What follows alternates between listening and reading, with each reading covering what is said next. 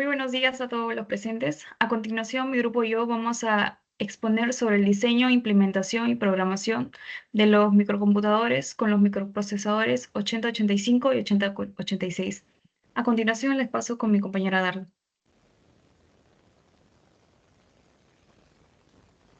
Buenos días con todos los presentes. Mi nombre es Darlene Becerra Romero y a continuación les voy a presentar sobre las 5 generaciones de la era electrónica con respecto a las computadoras. En sí, esto se basa en que cada generación consta de una innovación tecnológica, lo cual permitió el avance de hoy en día de las nuevas tecnologías que contamos. En primer lugar, tenemos la primera generación de computadoras, la cual se basó entre 1940 y 1956. En sí, esta primera generación se denomina como tubos al vacío, ya que las computadoras utilizaban ese tipo de componente. Y asimismo, gracias a esta innovación, se innovaron 5 tipos de computadoras.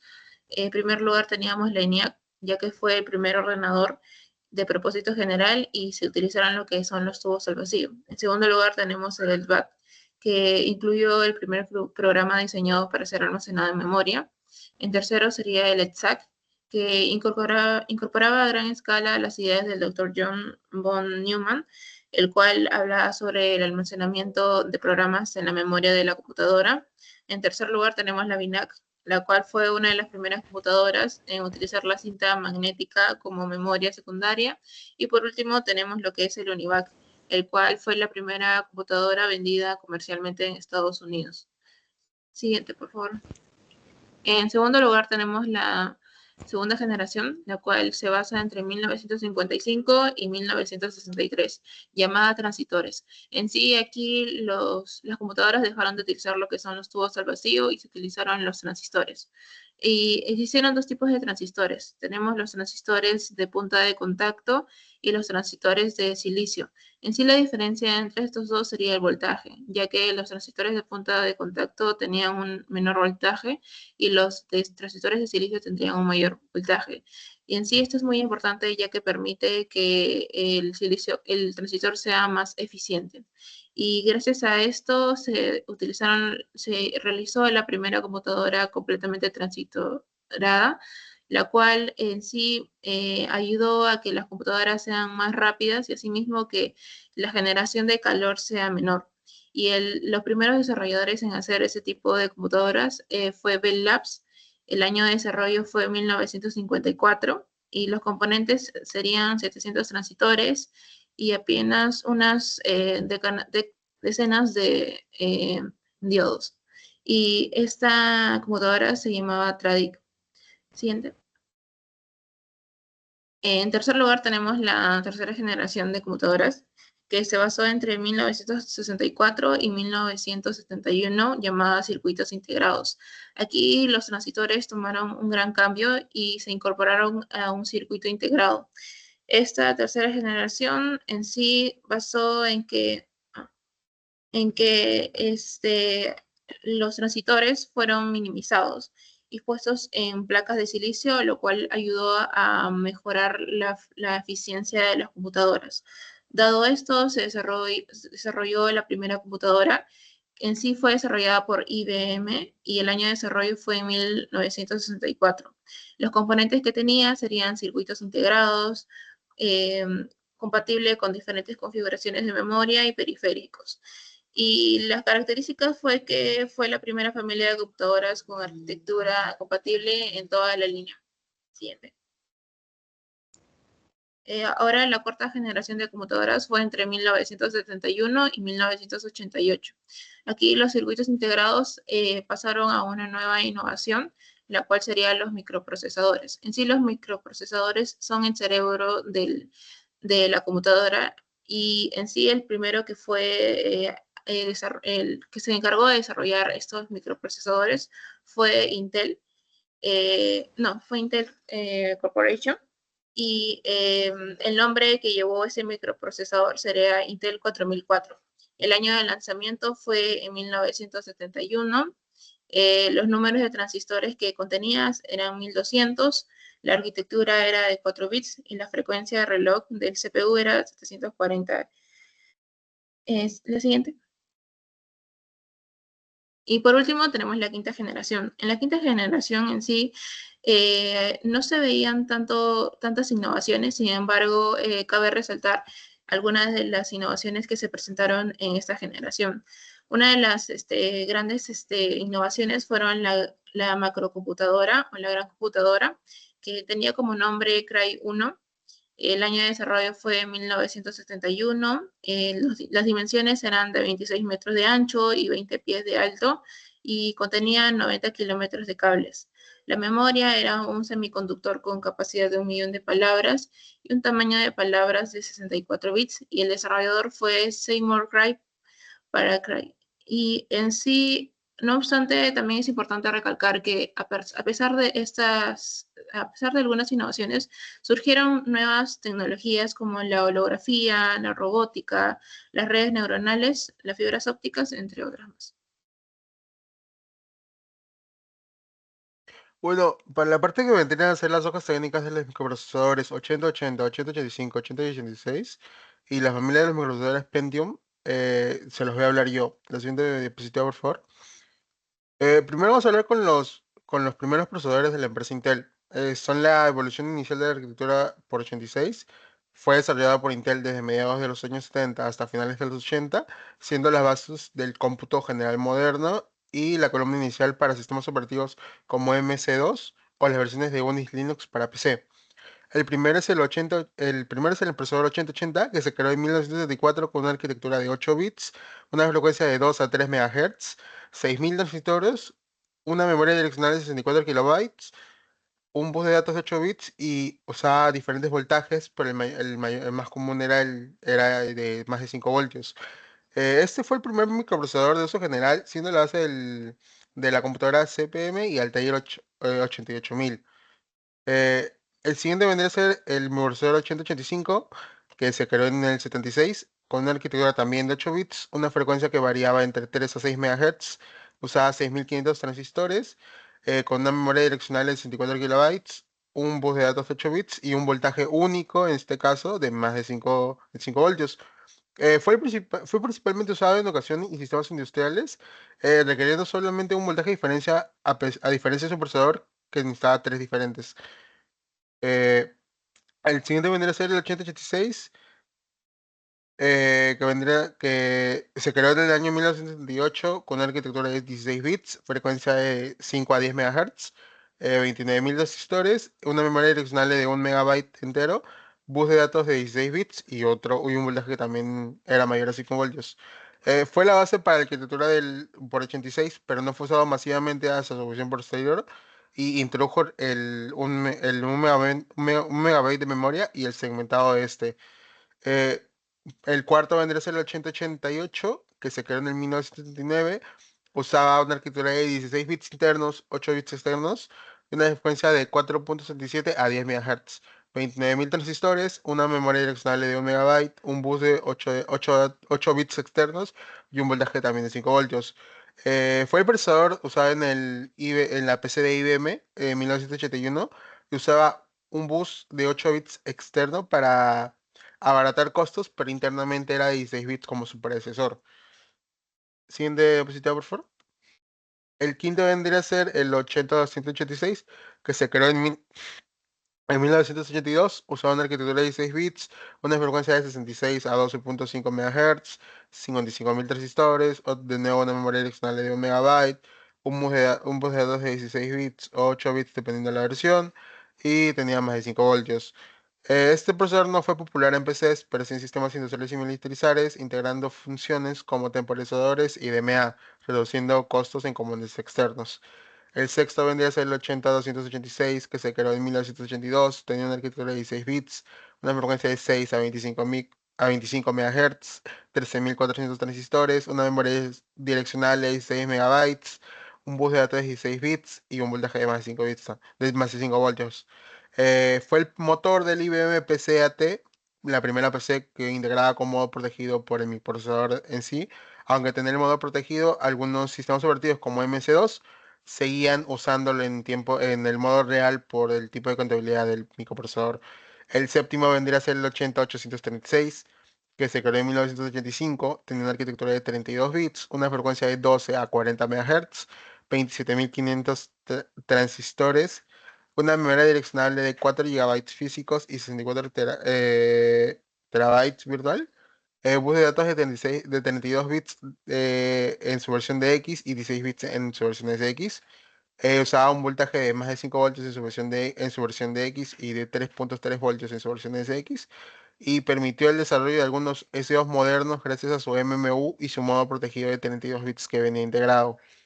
El octavo precursor, el último que vamos a hablar de esta rama, vendría a ser el 80486, que se creó en 1989, tenía una arquitectura de 32 bits, una frecuencia de 10 a 100 MHz y usaba 1.200.000 transistores. Tenía una memoria direccional de 4 gigabytes, un bus de datos de 32 bits y su voltaje primero era de 5 voltios y después pasó a ser 3.3 voltios. Eh, Fue popular en PC desde los 90, siendo la primera CPU con la arquitectura por 86 con con FPU integrada y caché L1. La siguiente diapositiva.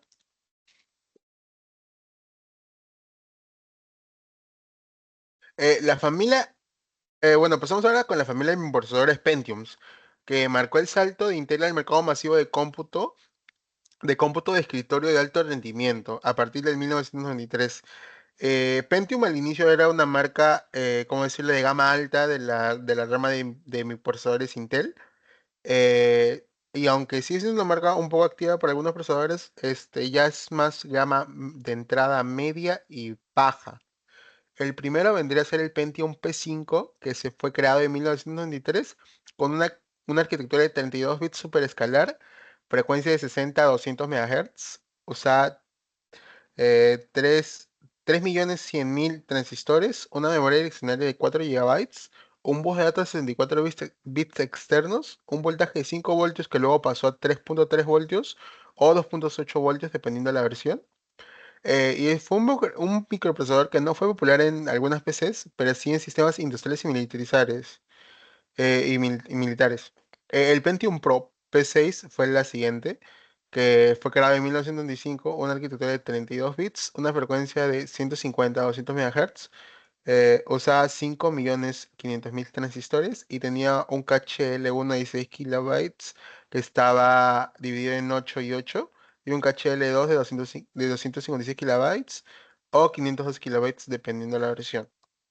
Usaba un voltaje de 3.3 voltios y fue muy usado en lo que vendría de servidores y estaciones de trabajo con Windows NT y sistemas Unix.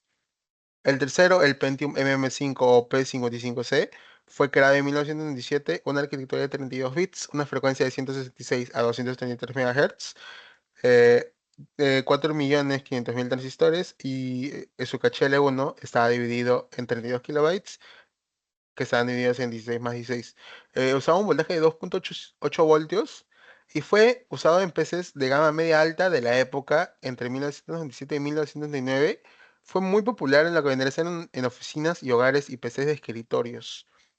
La Pentium 2 fue creada en 1997 con una arquitectura P6, una frecuencia que variaba entre 233 a 455 MHz, usaba 7.500.000 transistores, un caché L1 de 32 kilobytes nuevamente dividido en 16 y 16, y un caché L2 de 502 de 12 kilobytes, un voltaje de 2.8 voltios, y fue diseñado en el módulo SEC para mejorar el rendimiento en aplicaciones de 32 bits y multitarea.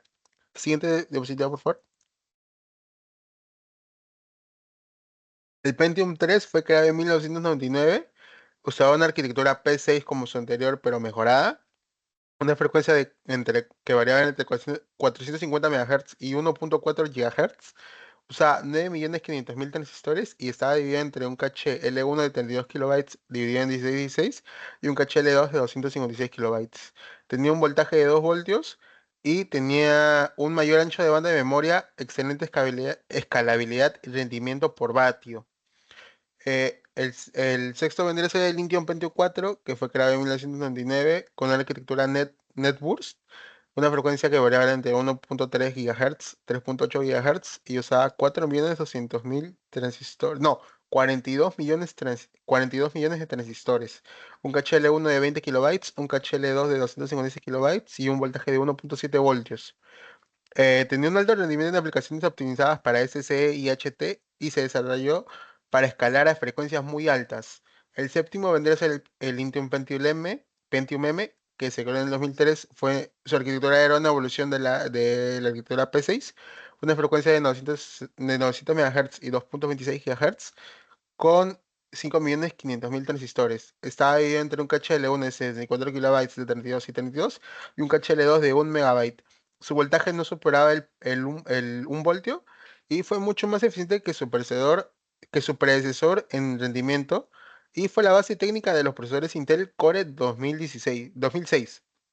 El octavo vendría a ser el Intium Pentium D, que se creó en 2005. Tenía arquitectura Netburst Dual Core con una frecuencia de entre 2.8 GHz y 3.6 GHz. Tenía 23 millones de transistores y su caché estaba dividido entre 2 megabytes a 4 megabytes dependiendo de la versión. El noveno vendría a ser el Intel Pentium Dual Core, que se creó en 2007. Tuvo la arquitectura microarquitectura Core, una frecuencia de 1.6 GHz a 3 GHz y usaba 167 millones de transistores. Tenía un caché L2 de entre 1 megabyte a 2 megabytes dependiendo de la versión. Y ya, la siguiente diapositiva.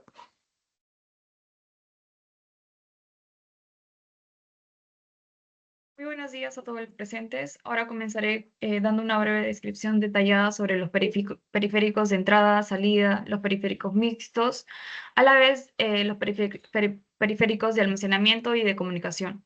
Asimismo, ¿qué son los periféricos? De hecho, los periféricos son dispositivos de hardware que permiten la transferencia de información hacia y desde este hacia el exterior. Asimismo, estos componentes o dichos dispositivos de hardware no forman parte del núcleo central de la computadora, más bien se conectan de manera externa para posibilitar el intercambio de datos y ampliar las funciones del sistema. Además, los periféricos se clasifican en 5 dependiendo del rol que esté realizando. En este caso hablaremos sobre los periféricos de entradas, quienes también son llamados periféricos de alimentación, los cuales son dispositivos que tras conectarse al sistema o al ordenador, le transfieren información para que éste pueda procesarlo. Por ejemplo, tenemos el mouse, la cámara web, el escáner y el teclado. Hablando sobre el mouse, de hecho, el movimiento realizado por el mouse se traduce en el desplazamiento del cursor en la pantalla, lo que permite al usuario interactuar con el sistema o ingresar información de manera precisa. Asimismo, su función principal es la de navegar por interfaces gráficas como los navegadores web, los juegos y aplicaciones de diseño gráfico. Además, como su funcionamiento, el usuario puede realizar acciones específicas como seleccionar, arrastrar y soltar elementos en la pantalla. Asimismo, hay diferentes tipos de mouse, como son los tradicionales, los trackbacks, los mouse ópticos para juegos y entre otros. Por otro ejemplo sería la cámara web. De hecho, la cámara web captura las imágenes en tiempo real y las envía al ordenador para su posterior procesamiento. Asimismo, el funcionamiento de este utiliza un sensor de imagen, un objetivo y un procesador. El sensor captura las imágenes del video y enfoca la luz sobre el sensor y el procesador convierte la información capturada en un formato digital que puede transmitirse por Internet. Asimismo, hay varios tipos de cámaras web, las cuales son las integradas, las externas, la de alta definición y las panorámicas. Por tercer ejemplo, tenemos el escáner, el cual es un dispositivo que digitaliza el texto o una imagen y lo convierte en un archivo digital, de manera que el ordenador pueda recibirlo y procesarlo. Asimismo, utiliza un haz luminosa para detectar los patrones de luz y la oscuridad, o mejor dicho, también o los colores, de la superficie del papel, convirtiendo la imagen en señales digitales que puedan manipularse. Como cuarto y último ejemplo tendríamos el teclado. De hecho, al presionar las teclas, se envían comandos al ordenador. permitiendo al usuario ingresar información y controlar las acciones que el ordenador puede ejecutar. De hecho, su funcionamiento del teclado en sí se basa en la conexión eléctrica entre las teclas y la matriz del teclado, el escaneo de teclado por parte del controlador para poder detectar las teclas que el usuario está presionando y el envío de datos a la computadora para su interpretación. Asimismo, esto lo que le permite al usuario hacer es que pueda ingresar información. Asimismo, como habíamos mencionado antes, existen diferentes tipos de teclado, como el teclado estándar, el teclado ergonómico, el teclado compacto y el teclado inalámbrico. Como segundo periférico tenemos al de salida, cuáles son los encargados de transmitir al usuario la información que sale en sí del sistema. Los periféricos de salida, como ejemplo, tenemos al monitor, a las impresoras y al proyector. El monitor es un dispositivo que sirve para poder visualizar la información procesada por el sistema o la computadora. Por esto es clasificado como periférico de salida. Su función en sí se basa mediante la conversión de señales eléctricas en imágenes visibles, utilizando los píxeles que iluminan para formar dichas imágenes.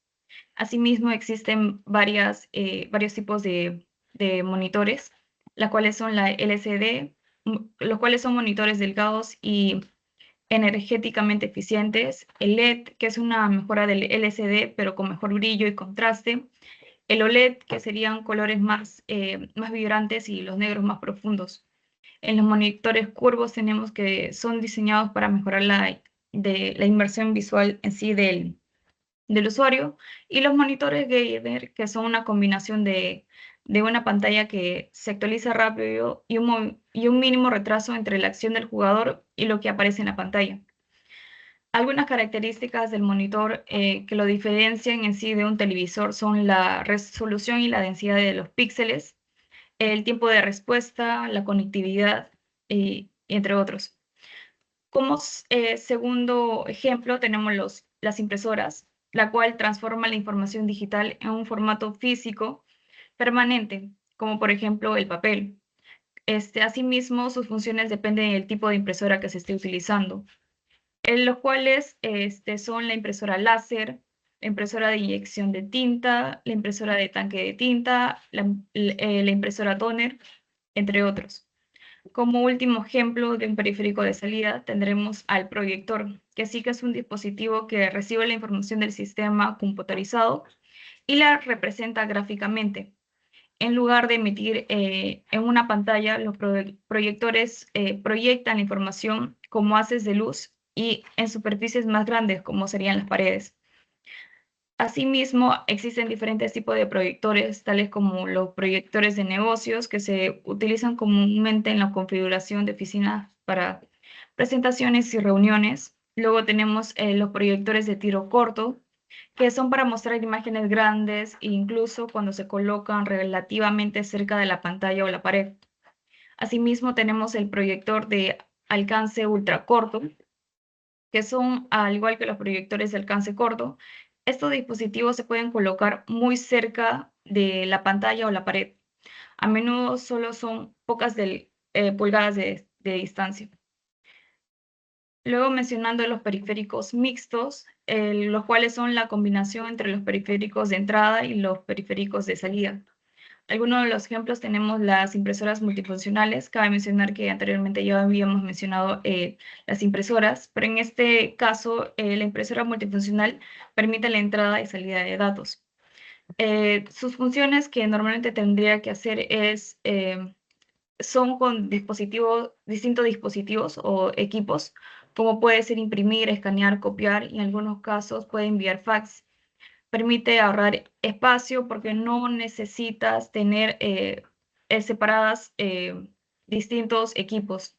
Es como que tienes todo en una sola máquina. También lo cual mejora la eficiencia, donde varios documentos pueden escanearse automáticamente. Se puede imprimir por los dos lados de papel, lo que ahorra papel, y muchos modelos actuales tienen conectividad inalámbrica que permite escanear desde los celulares, los tablets o hasta de la nube. Por segundo lugar tenemos la pantalla táctil. el cual es un tipo de pantalla que no solo muestra la información, sino también permite que el usuario pueda interactuar directamente con lo que está apareciendo en la pantalla, ya sea con los dedos o con un lápiz especial que a veces tienen dichas pantallas táctiles. Bueno, de hecho, gracias a esta tecnología no es necesario utilizar un teclado o un ratón para dar órdenes, ya que las acciones se realizan al tocar, al deslizar o hacer gestos sobre la superficie de la pantalla táctil. Como tercer lugar, disculpa, tenemos a los auriculares, o lo mejor dicho también que son como cascos con micrófono. Dichos dispositivos se combinan la función de salida de audio con la entrada de voz. Por un lado, permiten escuchar músicas, hacer llamadas o cualquier sonido que provenga del ordenador. Y asimismo, el micrófono que tiene integrado este casco posibilita que se pueda hablar y transmitir la información al sistema por la voz de manera directa. Esta doble función que tiene este auricular con casco lo convierte en un periférico mixto, ya que actúa como un receptor de la información que vendría a ser la salida y un transmisor de datos que vendría a ser la entrada. Por otro lugar, tenemos los periféricos de almacenamiento, los cuales son encargados de guardar la información permanente. Asimismo, esto puede eliminarse si el usuario lo decide. Como por ejemplo, tenemos la memoria USB, micro SD y los discos duros. En la memoria USB, también es conocida como pendrive o flash drive, es un dispositivo portátil de almacenamiento que utiliza memoria flash para guardar información digital. Se conecta al ordenador mediante un puerto USB y permite tanto copiar archivos desde la computadora hacia la memoria, que vendría a ser la salida de datos, como transferirlos desde la memoria hacia la computadora, que vendría a ser la entrada de datos. También hay una varia clasificación de la memoria USB, como podría ser la USB-A, que es un conector más utilizado y está presente en varios de los dispositivos, como en las PC, las televisores, entre otros, los cuales también varían según la velocidad y los pines según la generación. Segundo, tenemos el USB de tipo S. En comparación con el otro, este es más pequeño y de alta velocidad. Por lo tanto, está presente en laptops y teléfonos y tablets. Por segundo lugar, tenemos la micro SD, que es un dispositivo de almacenamiento portátil de tamaño muy reducido que utiliza memoria flash para guardar información digital. Se emplea principalmente en teléfonos móviles, en las cámaras, en tablets y otros dispositivos, ya que permite ampliar la capacidad en sí de memoria de estos dispositivos. Al igual que la memoria USB de la cual hablamos antes, este puede recibir y transferir los datos. Se pueden grabar fotos, videos, documentos o aplicaciones en ella, que vendría a ser la entrada.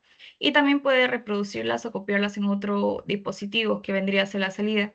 Por lo tanto, este también podría ser clasificado como un periférico mixto. Por tercer lugar, tenemos los discos duros, que es un dispositivo de almacenamiento que permite guardar grandes cantidades de información digital de forma permanente. Este se encuentra dentro de la mayoría de las computadoras y también puede adquirirse en versiones externas para transportar o respaldar los datos. Su función está tanto en recibir la información, ya sea cuando el usuario guarda documentos, programas o archivos, como también proporcionar, ¿no? Cuando abre un archivo, reproduce dicha información en el sistema. Asimismo, en la actualidad existen otras tecnologías de almacenamiento como serían los discos de estado sólidos, que serían los SSD, y también los discos duros continúan siendo muy utilizados debido a su amplia capacidad.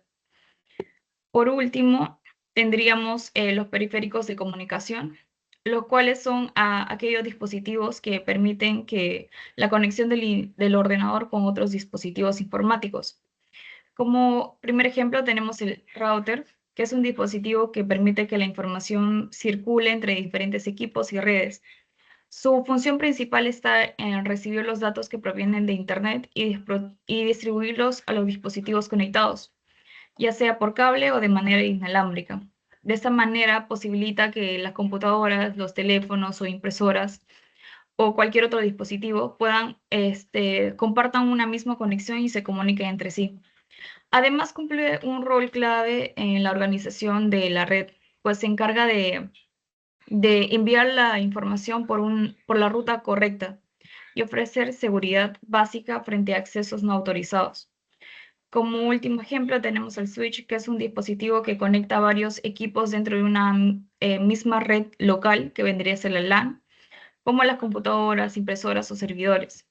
Su función principal es recibir la información y que envía un dispositivo y dirigirla únicamente al equipo de destino, en lugar de enviarlas a todos los dispositivos que están conectados en la misma red. Esto hace que la comunicación dentro de la red sea más rápida, segura y eficiente. Eso sería todo. Gracias.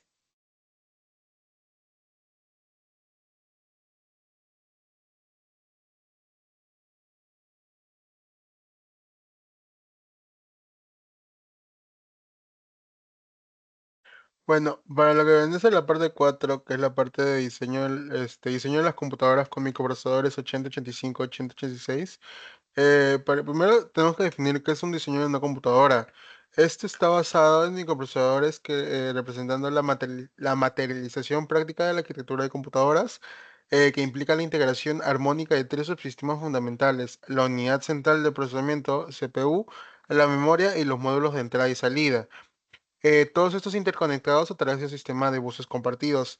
Este capítulo vamos a hablar de lo que serían seis diseños prácticos, tres de cada microprocesador, que ilustran una manera progresiva de evolución, filosofía y consideraciones de diseño entre los 8 bits. Eh, el primero vendría a ser, bueno, la siguiente diapositiva, por favor. Siguiente. El primero vendría a ser diseño con el microprocesador Intel 8085. La anterior.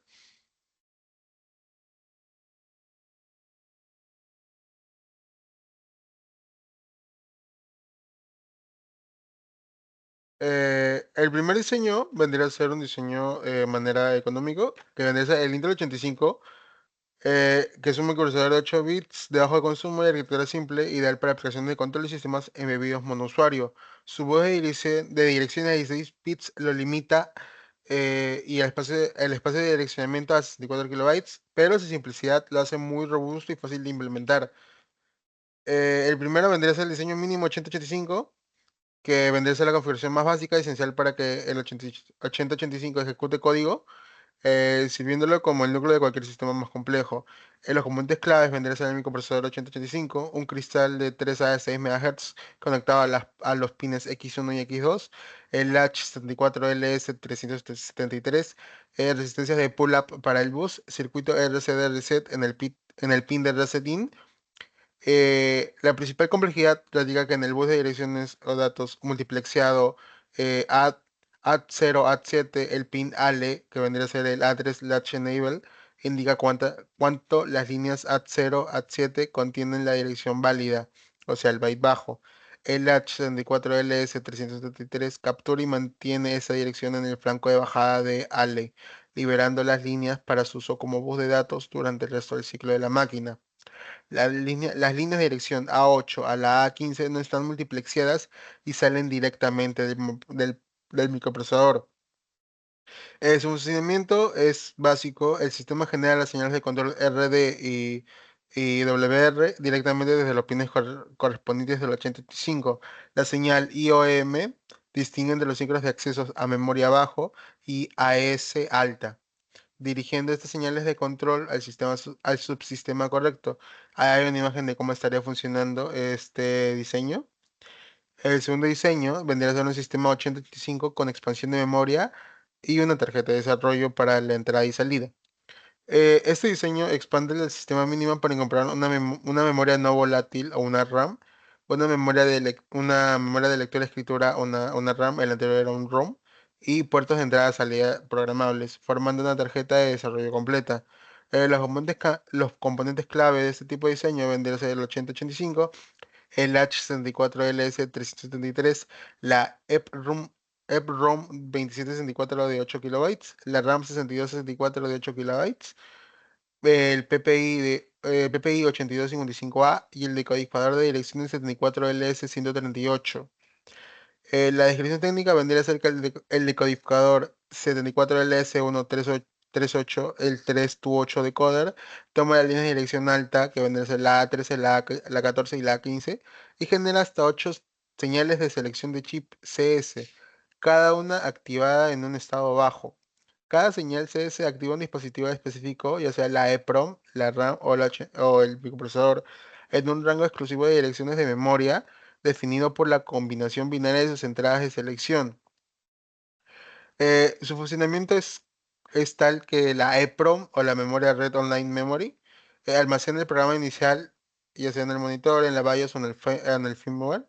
La RAM proporciona espacio para variables de programa y la pila o el stack. El 8255A, configurado por software, ofrece 3 puntos de 8 bits, que se vendrían a ser 24 líneas de entrada y salida en total, para conectar periféricos como LEDs, pulsadores, teclados o displays, haciéndolo un sistema interactivo. Ahí hay un mini diseño. En el tercero vendría a ser el diseño 3, el sistema 85 con gestión de interrupciones mediante el 8259A, que vendría a ser un diseño ya avanzado de interrupciones de hardware, permitiendo respuestas rápidas y priorizadas de eventos externos asíncronos, crucial para aplicaciones de tiempo real. Los componentes claves vendrían a ser el 8085, la PIC 8259A, y la descripción técnica vendría a ser que el 8085 tiene 5 líneas de interrupción. Trap, que no es enmascarable, la RCT 7.5, la RCT 6.5 y la RCT 5.5, que estas tres son enmascarables. El INTR. El 8259A, el Programmable Interrupt Controller, extiende esta capacidad de manera significativa, pudiendo manejar hasta 8 fuentes de interrupciones externas, priorizarlas automáticamente y presentar un único vector de interrupción al 8085, optimizando la respuesta y liberando al CPU de la tarea de priorización. El funcionamiento es que cuando un dispositivo periférico, ya sea un sensor, un timer o un puerto de comunicación, necesita atención, activa una línea de petición de interrupción, que están escritas como la IR 0 a la IR 7 en el 8259A. Basado en la configuración y la prioridad preprogramada, activa la línea int del 8085 tras recibir el accuse de recibo y el INTA. El 8259 coloca en el bus de datos las instrucciones call, opcode o el vector correspondiente a la rutina de servicio de interrupción, el ISR, predefinida a la cual salta el CPU. Ahí hay un mini diseño de cómo estaría funcionando y pasaríamos con el 8086. Bueno, continuando con lo que sería el Intel 8086, tenemos que el Intel 8086 es un microprocesador de 16 bits que sería el doble a su antecesor, el 8085, que introduce conceptos revolucionarios como la segmentación de memoria RAM y la ejecución en pipeline. Su bus de direcciones de 20 bits permite direccionar 1 megabyte de memoria RAM, lo que es un salto cuántico respecto al 8085, que puede direccionar menos memoria RAM. Opera en dos modos, que vendría a ser el mínimo y el máximo. El mínimo, que es para sistemas simples, donde genera sus propias señales de control, y máximo para sistemas más complejos con coprocesadores, donde requiere chip de soporte. Primero, hablando sobre lo que sería el sistema mínimo 8086. En el modo mínimo, el 8086 genera directamente todas las señales de control del sistema, similar a lo que hacía su antecesor, el 8085, pero con una multiplexación más compleja. El 8086, conectado al generador de clock 8284A, dos latches 74LS373 y el transceptor de bus direccional 74LS de 245.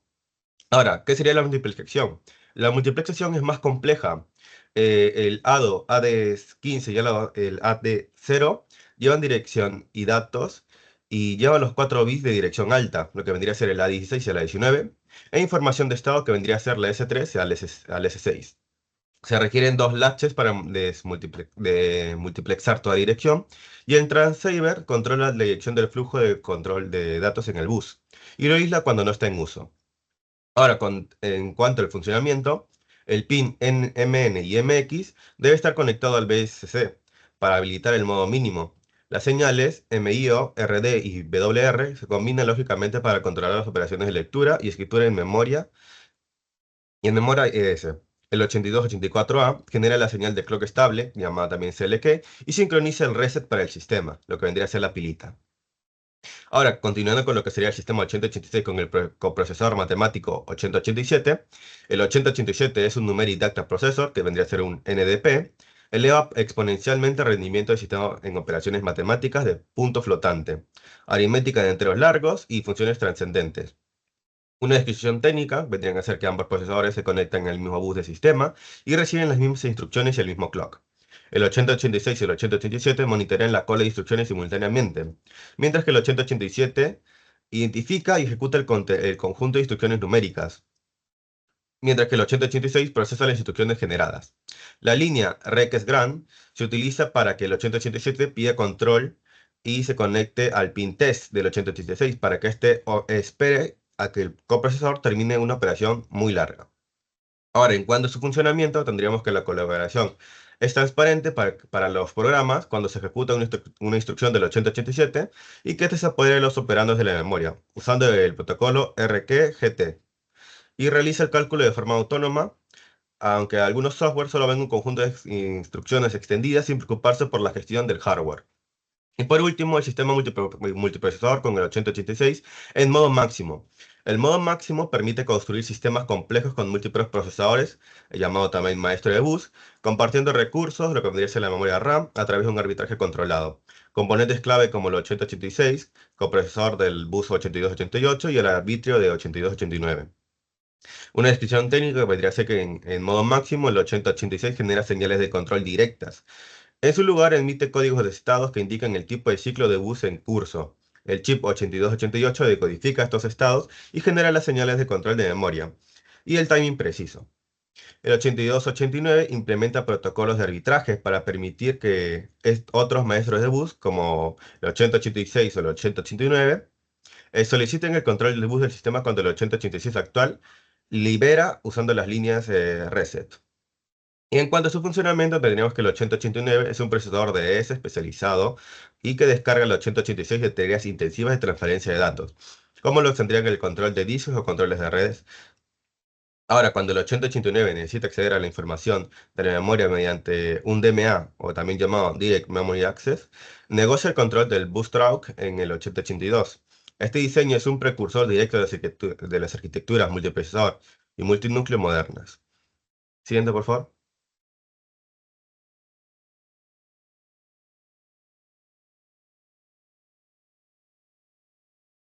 Ahora, continuando con lo que... Siguiente, por favor. Continuando con lo que sería los sistemas, tenemos que el avance tecnológico que va del microprocesador Intel 8085 a los primeros Pentium, además de multiplicar 100 veces la velocidad del reloj, obliga a reinventar el software que los acompaña, en este caso los sistemas operativos, el lenguaje de programación, aplicaciones y bases de datos. Siguiente, por favor. Siguiente página. Esa. A ver. Durante la era del 8085 no se disponía de un sistema operativo interactivo como los que conocemos hoy en día.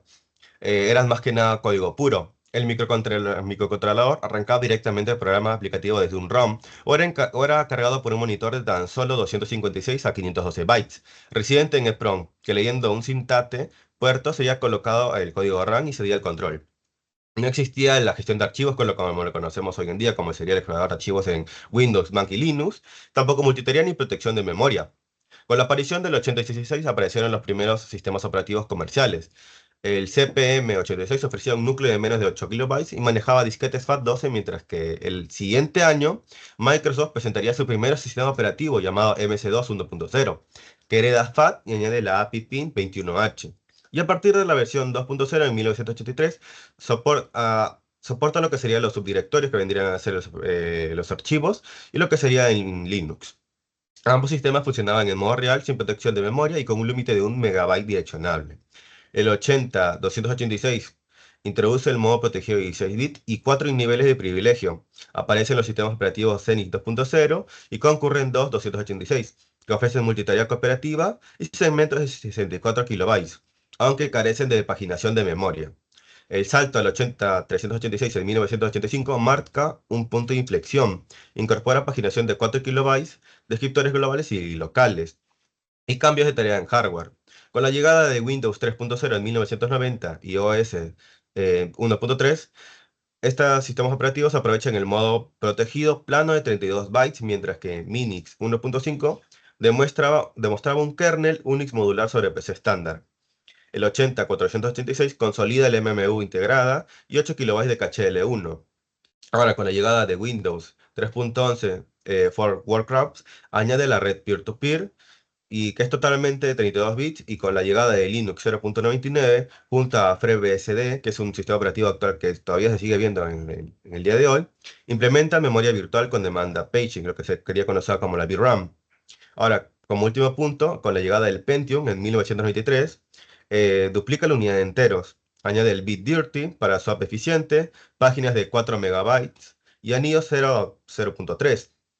Con Windows 3.5 ejecuta un kernel y drivers en anillo 0 y aplicaciones en anillo 3, mientras que Linux 1.2 soporta el multiprocesamiento simétrico en placas dual socket, cerrando el ciclo que va desde el simple monitor de 256 bytes del 8085 hasta sistemas multitareas y multiusuarios sobre x86.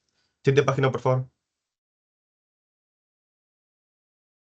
En cuanto al lenguaje de programación, el 8085 solo se programaba en Assembler, lo que sería un lenguaje ensamblador.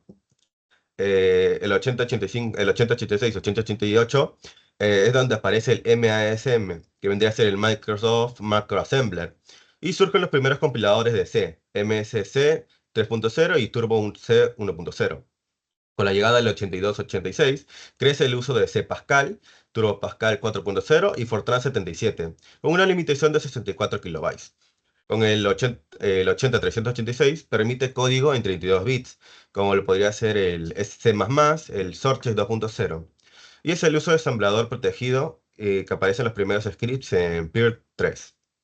Con el 80-486 introducen Visual C++ 1.0, Delphi 1.0 y el JDK 1.0 en 1995, que es un desarrollo mucho más orientado a objetos como se conoce hoy día con Java.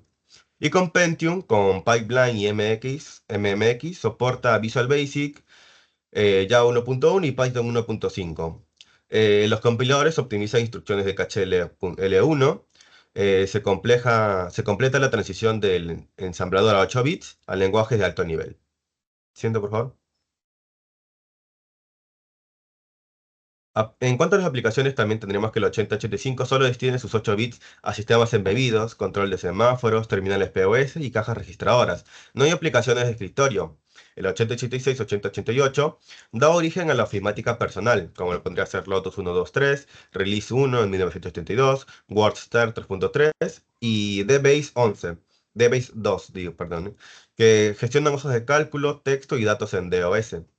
El 80-286 acoge AutoCAD 2.0, WordPerfect 4.2 y Turbo Pascal 5.1, que exigen un poco más de memoria y segmentaciones de memoria. El 80-386 impulsa entornos gráficos, Windows 3.0, PaintBrush, Excel y PageMaker 4.0.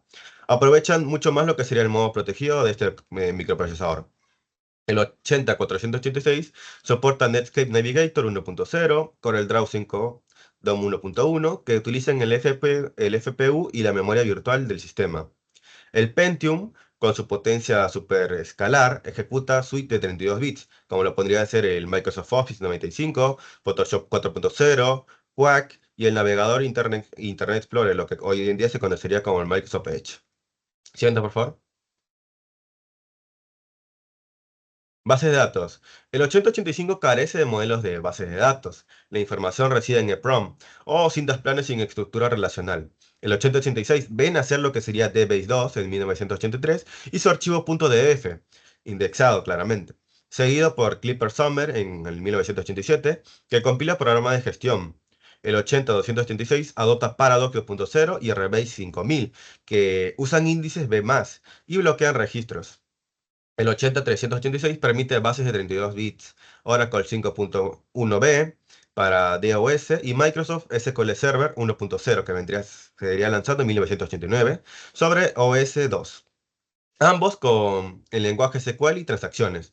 El 80486 populariza más lo que sería el Microsoft ASIC 2.0, Fox Pro 2.6 e Interbase 4.0, integrando motor local y interfaz gráfica.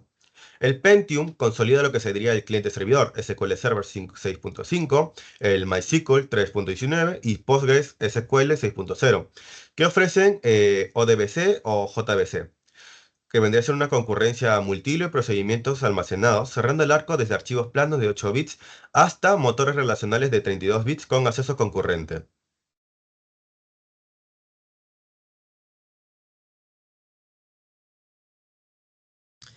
Bueno, en lo que son emuladores y simuladores, primero es a definirlos. En el caso de un simulador es un programa que reproduce el comportamiento de un procesador a nivel lógico, mostrando así el funcionamiento o el comportamiento del subprocesador a nivel de memorias, buses y ciclos de ejecución.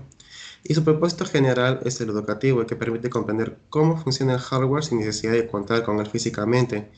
En el caso de un emulador, es que es un software o hardware que imita por completo el funcionamiento de la misma manera. En este caso, tenemos el Intel 8080, que cuentan con herramientas como Zen 8080 que simula instrucciones de registros, así como el GNU Zen 8085 que pese a estar diseñado para el 8085, mantiene compatibilidad para el 8080. En el ámbito de la emulación simula como sistemas como el MAME, que permiten ejecutar videojuegos clásicos basados en el microprocesador como el famoso Space Invaders. Siguiente. Para el 8085 es uno de los más utilizados en la educación, ya que destaca simuladores como el GNU Zen 8085 y el Win85, ambos muy usados en la enseñanza de ensamblador y arquitectura de computadoras, ya que permite observar paso a paso el estado de registros de memoria y banderas. Además, algunos kits de desarrollo incorporan emuladores para reproducir este procesador en entornos modernos. Siguiente. En cuanto al 8086 y el 8088, se emplea con frecuencia el simulador EMU 8086. Es uno de los más completos a nivel académico, pues integra ensamblador, depurador y visualización de stack, memoria y registros. También herramientas como el DOSBox, que permiten ejecutar software de esta generación, aunque orientado principalmente a la preservación de programas antiguos en DOS. En la emulación más avanzada, Bosch y PCIe permiten recrear computadoras completas basadas en el 8086 y 8088. Siguiente. Los procesadores 8186 y 8188, sus evoluciones del 8086 no cuentan con simuladores específicos, pero pueden ser trabajados con EMU 8086, Bosch, PCIe, ya que mantienen compatibilidad con el software de esta familia. En el caso del Intel 8286, emuladores como el PCIe, Bosch permiten revivir equipos basados en este procesador, utilizados para sistemas como el MS-DOS.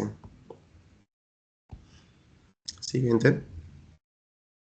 Con el Intel 80386, la emulación dio un gran paso, ya que se trata del primer procesador de 32 bits de Intel. Herramientas como el QEMU, Bosch y el DOSBox han permitido ejecutar programas y sistemas operativos diseñados para esta arquitectura. Del mismo modo, el Intel 80486 puede ser emulado con estas herramientas, siendo clave para ejecutar software de principios de los años 90, como el Windows 3X y el Windows 95. Siguiente.